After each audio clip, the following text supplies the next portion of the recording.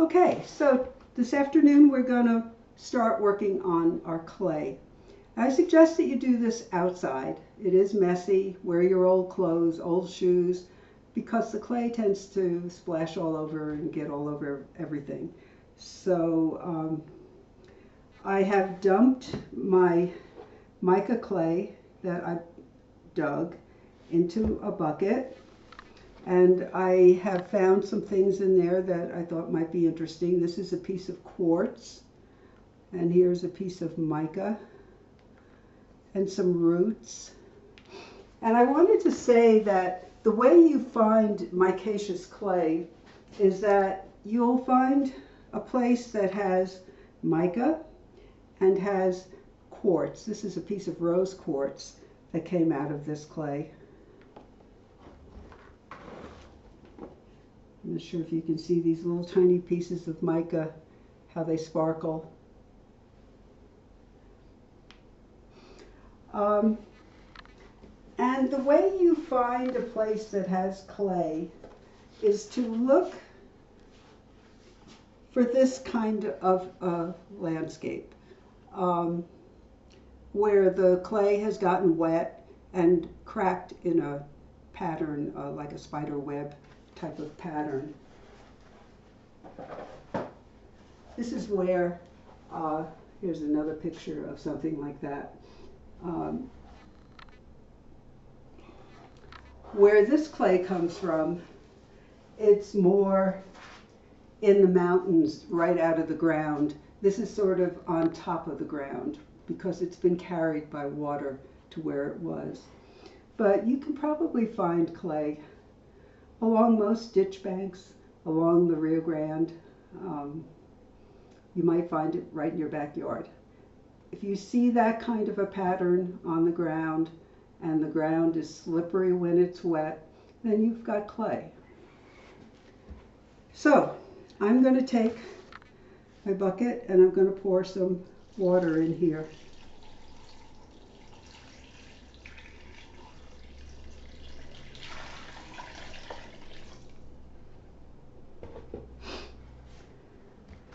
Now, in Felipe's handout, he talks about how they used to process the clay.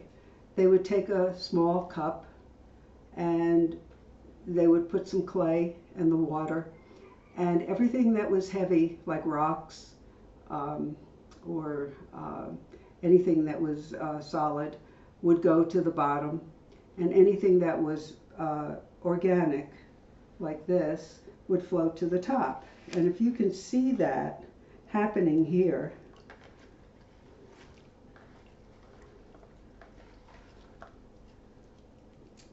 all of these roots and grass and organic material is floating to the top.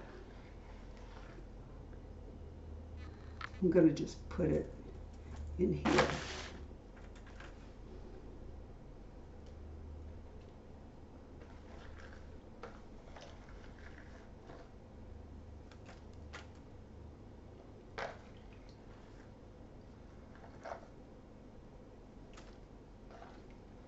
Getting rid of this stuff first helps you to sieve it so that you don't get a lot of stuff blocking up the sieve.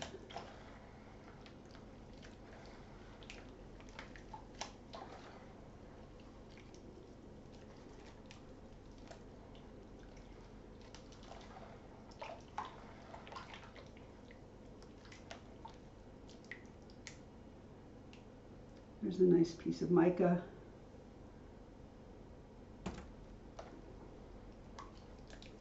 Here's another one. So clay is formed over the centuries by rock that has decomposed. So if we left this for centuries more, this would eventually turn into clay. It's what's called feldspar or granite, and it's affected over the years by wind, by rain, by erosion, by rivers running and carrying it to different places. So the original clay, primary clay, was porcelain. And porcelain is a white clay. And when it gets carried by erosion, it picks up all kinds of impurities along the way. Porcelain has a very high melting point because it's high fire clay. It's porcelain clay. But when it starts to pick up iron and manganese and copper and all kinds of impurities that it picks up along the way as it travels from where it was formed to where it's eventually going to end up, then those impurities tend to lower the melting temperature of that clay. So micaceous clay has a very, very low melting temperature. It's even lower than the commercial clay. The commercial clay that we're going to use actually is like an earthenware or a terracotta. This is even lower than that. More mica rocks.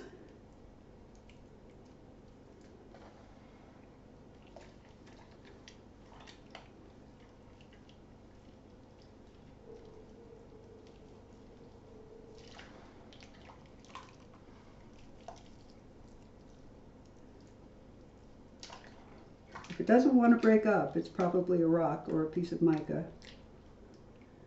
There's more.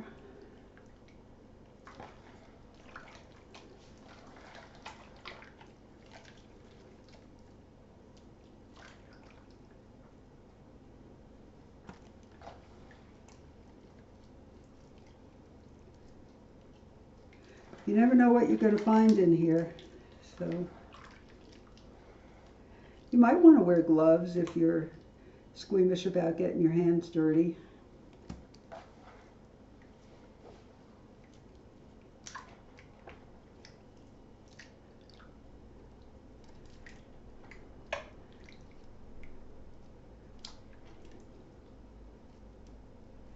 You want to get as much of the clay off of the rocks and everything that you can, because the clay is kind of precious. So when you go to dig clay, I'll never forget the first time Felipe took us up on the mountain to dig clay. And we sat down and he said a prayer to Mother Earth to thank her for allowing us to take clay from her belly and use it to participate in the creation of Mother Earth. And he said his Apache prayer, and we were all sitting there, and all of a sudden the wind just kind of picked up and rustled through the pine trees, and everybody was quiet, and it was just a very, very special moment. And it made me realize how sacred the clay is. We just ordinarily buy it from the store and we have no sense of where it comes from or how important it is in nature. The earth really is our mother.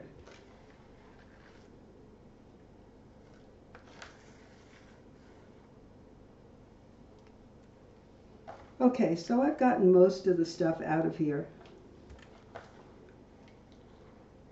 Although I still feel lots down here in the bottom.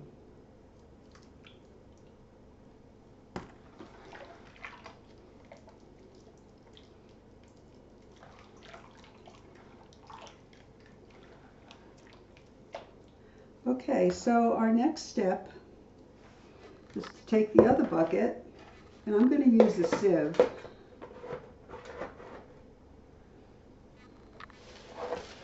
You can use whatever you have. If you have a window screen, you can put it on top of a big bucket. And then I'm going to pour it through. Let's get rid of some of this.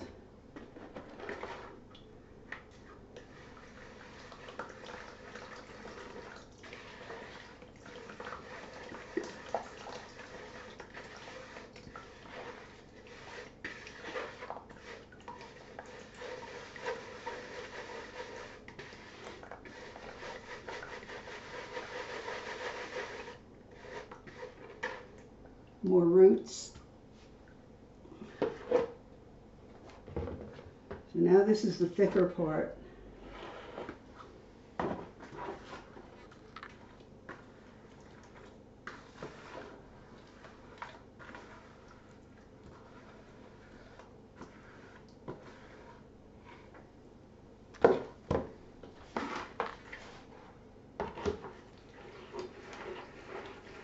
I took off my rings, and it's always a good idea to do that because this clay is very, very hard, and it sometimes gets into the cracks of your rings and it's hard to get it out. So if I work with the micaceous clay, I usually rid myself of my jewelry.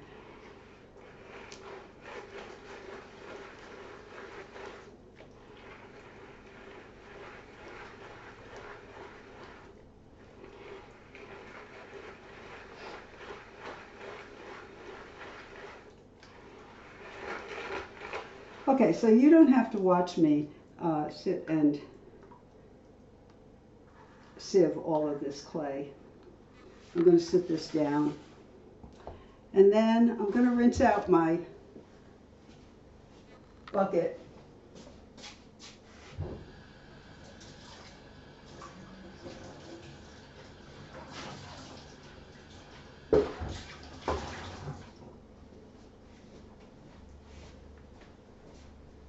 Okay, and then I am going to take a piece of cloth. This could be anything. It could be a piece of a sheet. Just should be thin cloth. And I'm going to pour my clay in there. You can see it already started to settle.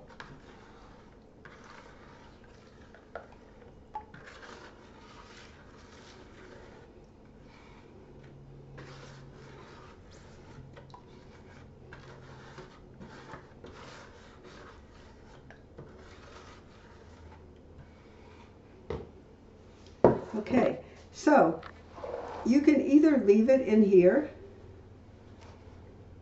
or you can take it outside, dig a hole, just a shallow hole, and lay your cloth in there so your water seeps into the ground underneath and it will leave the clay sitting. You can see that it's already starting to thicken up and attach to the cloth.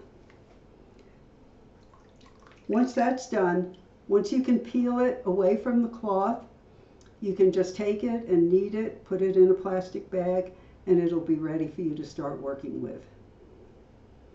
So, if you're ready to get your hands dirty, this is really fun.